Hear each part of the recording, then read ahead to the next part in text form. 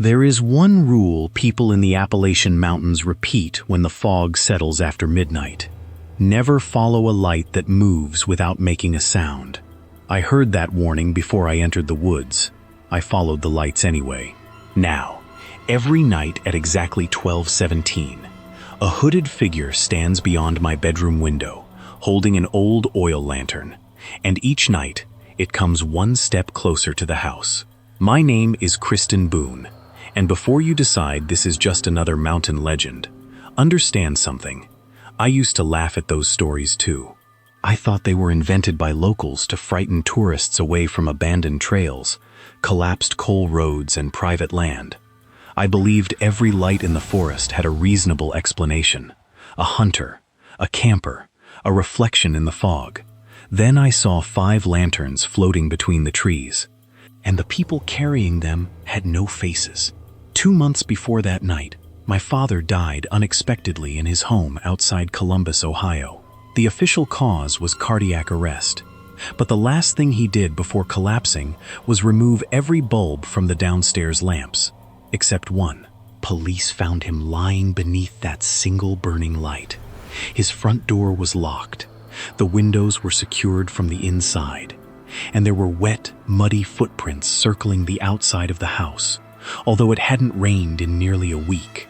At the time, I blamed grief for making those details feel important. Dad was born in a forgotten Appalachian community, somewhere near the West Virginia-Kentucky border. He never gave me the town's name. He never showed me photographs of the house where he grew up, and he refused to discuss his parents. Whenever I pushed him, his expression changed. Not angry, afraid. He would glance toward the nearest dark window and say the same thing. Some roads only exist if you choose to follow the light. I thought it was one of those strange sentences parents repeat until nobody remembers what it originally meant.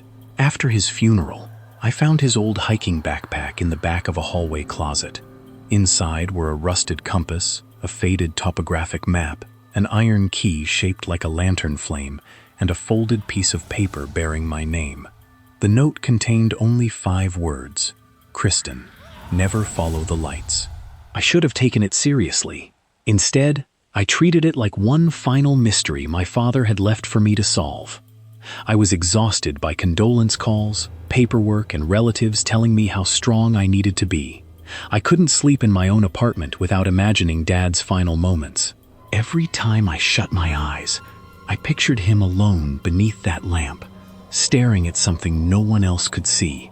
So I booked a remote cabin in the Appalachian Mountains. I told my friends I needed fresh air and a few quiet days to grieve. The truth was more complicated. The cabin sat inside the area marked on my father's map. I wanted to discover where he had come from. I wanted to understand why he had spent his entire life running from it. The final paved road ended shortly after sunset. My GPS lost connection 10 miles later. Then the radio dissolved into static, and through the interference, I thought I heard a man whisper my name. I switched it off. By the time I reached the cabin, rain was sliding through the headlights, and the surrounding trees looked like black walls closing around the property. An elderly man waited for me on the porch. His name was Amos Vale, the owner listed on the rental website. He wore a weathered brown coat, muddy work boots, and an expression that changed the moment he heard my last name. "Boone?" he asked. I nodded. For several seconds, he said nothing. Then he looked past me toward the tree line, where the darkness had already swallowed the road. He handed me the cabin key but refused to enter. Before leaving, he gave me one instruction. "If you hear little bells after midnight, shut every curtain." I forced a laugh and asked whether bears wore bells in those mountains. Amos didn't smile. "No," he said, "but the things carrying the lanterns do." Then he walked into the rain without another word. I watched his truck disappear down the logging road, leaving me alone with my father's backpack, the iron key, and a warning I still didn't believe. That was my first mistake. My second came shortly after midnight, when the bells began ringing beyond the trees. They were soft at first, tiny metallic chimes drifting through the rain, one bell, then another, then 5 ringing together in a slow, deliberate rhythm. I stood in the middle of the cabin, staring at the curtains. Amos's warning repeated in my head. Shut every curtain. Instead, I moved toward the window. For 1 second, I thought I saw orange lights slipping between the trees. Then the rain thickened, and they vanished. By sunrise, I had convinced myself someone was trying to frighten me. Maybe Amos enjoyed tormenting tourists. Maybe local kids knew the cabin was rented and came out at night with lanterns. Anything was easier to believe than the alternative. I drove into the nearest town before breakfast. It was the kind of Appalachian place most people passed without noticing. One main street, a faded gas station, an old general store, and a diner with a broken neon sign. American flags hung from wooden porches. Rusted trucks lined the curb. I entered the diner and ordered coffee. The waitress was an older woman named Marlene. She seemed friendly until I mentioned the bells. Then I asked whether anyone carried lanterns through the forest at night. The coffee pot slipped from her hand. It shattered across the floor. Every conversation stopped. An elderly man wearing a Vietnam veteran cap stood up, left cash beside his plate, and walked out without finishing his breakfast. Marlene refused to look at me. "You should go back where you came from," she whispered. At the sheriff's office, Deputy Rourke told me the lights were probably hunters. When I explained that 5 hooded figures had been standing outside my cabin, his expression tightened. Then he asked my last name, Boone. He immediately closed his notebook. "Stay off the mountain after dark." That was all he would say. At the county library, I finally found something. Old newspapers described mining accidents, missing hikers and families who disappeared without taking their vehicles or belongings. Several witnesses reported seeing moving lanterns before each disappearance. Then I noticed the names. Caleb Boone, missing 1931. Margaret Boone, missing 1961. Thomas Boone, missing 1991. Every 30 years, another member of my family vanished. A retired park ranger named Silas Crow found me staring at the articles. "The lantern keepers don't chase anyone," he said. I turned. Silas's left eye was clouded white, and 3 deep scars ran across his cheek. "They wait until you choose to follow. What happens if you do?" His good eye filled with something that looked like grief. "Some people never return. The ones who do come back wrong." Before we go deeper into this nightmare, if you're feeling the weight of this story already, like the video, subscribe, and tell me in the comments where in the world you're watching from, and which part hit you the hardest. Because from here on out, it only gets darker. Now, let's step back into the nightmare. When I returned to the cabin, the front door was still locked. But my father's backpack lay open on the floor. The warning note was gone. An old oil lantern sat on the kitchen table. Its metal handle was warm. My phone rang. There was still no signal. I answered and heard a woman sobbing. It took me several seconds to recognize the voice. It was mine. "Don't leave the trail," she begged. "Please, Kristen, don't follow them." The call ended. Then the bells began outside. This time, the lanterns were moving. I followed them through the forest until they stopped before a vine-covered stone church sealed with chains. Children laughed behind the locked doors. Someone inside began singing an old hymn. A bronze plaque beside the entrance read, "Boone Family Chapel." My phone vibrated. One voicemail. The timestamp said, October 18th, 1911. A terrified woman whispered, "The lantern keepers finally found another Boone."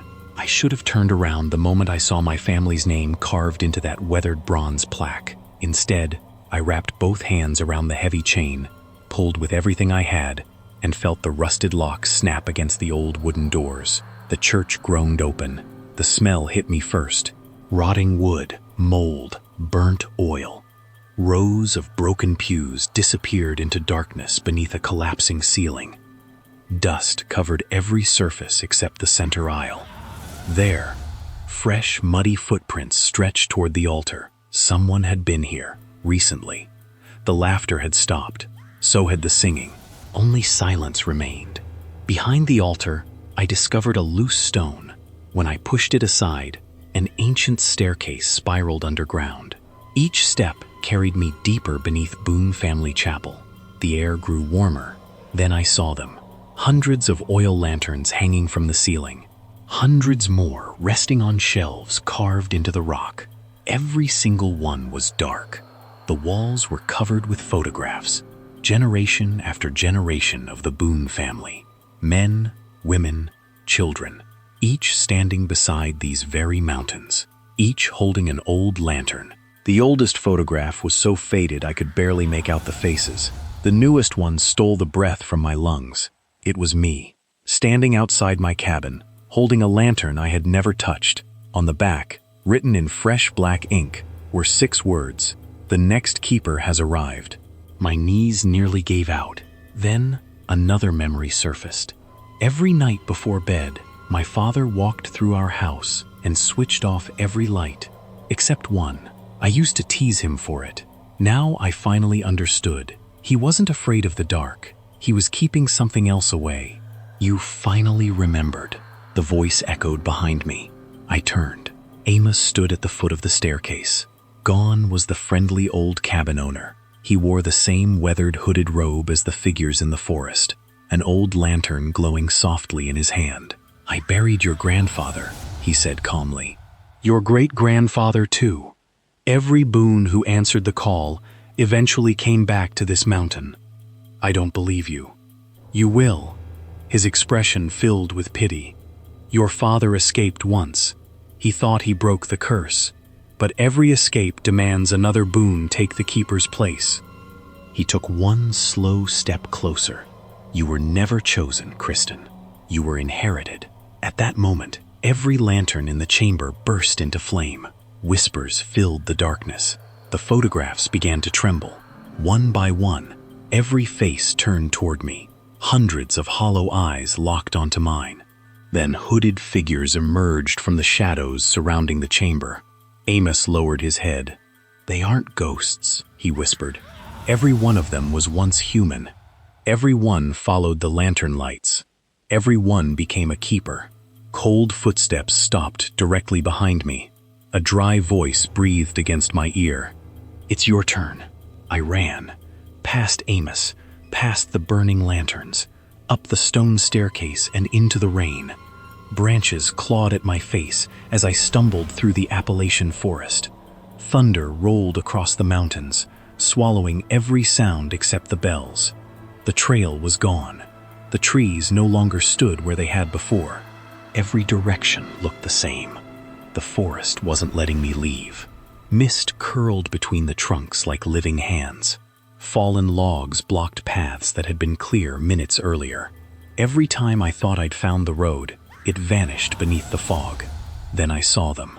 5 lanterns, 20, 50, hundreds. An endless river of orange lights stretched through the forest, silent except for the slow metallic ringing of bells. Closer, closer. I fell to my knees. "Dad!" I screamed into the darkness. "Please! If you're here, help me!" One hooded figure stepped away from the others. With trembling hands, it lowered its hood. It was my father, exactly as I remembered him. His tired eyes filled with sorrow. "I followed them because I thought I could end it," he whispered. "Instead, I only delayed it." Tears streamed down his face. "I wasn't protecting myself, Kristen. I was protecting you." "But why me?" I cried. His voice broke. "They were never hunting you." He looked at the lantern hanging from my trembling hand. "The night you came back to the cabin, you picked up the keeper's lantern." My heart stopped. "I never touched it. You did," he said softly. "You just don't remember. The moment you carried it, the ritual began." There was never an escape, only acceptance. Suddenly, every lantern in the forest went dark. The mountains disappeared into complete blackness. Something cold slipped into my hands. An ancient oil lantern. Its flame burst to life on its own. One by one, every hooded figure knelt, not in worship, in welcome. The bells stopped. The wind died. The forest became impossibly still. And in that terrible silence, I understood. I wasn't trapped among the lantern keepers. I had become one of them. 3 days later, search crews found my SUV parked exactly where I'd left it. My backpack was inside, my wallet, my keys. Everything, except my phone, the lantern, and me. 6 months later, 2 hikers told deputies they met a frightened young woman wandering through the fog with an old lantern. She grabbed one of them by the arm and whispered, "Don't follow the lights." They turned for only a second. When they looked back, she was gone. Only hooded figures stood silently between the trees, their lanterns glowing beneath the rain. If this story still has your heart racing, don't let this be where it ends. Subscribe, drop a like, and tell me in the comments where in the world you're listening from, and which moments struck you the deepest. More dark, emotional stories are coming your way. And believe me, this is only the beginning. The official investigation concluded that Kristen Boone simply disappeared somewhere in the Appalachian Mountains. But investigators quietly removed one photograph from the evidence file. It showed me standing outside my cabin, calmly holding an old lantern. The timestamp read 11:43 p.m. The first lantern lights were not seen until 12:17 a.m. So if I hadn't followed the lights yet, who placed the lantern in my hands? And who was standing behind the camera waiting for me to smile?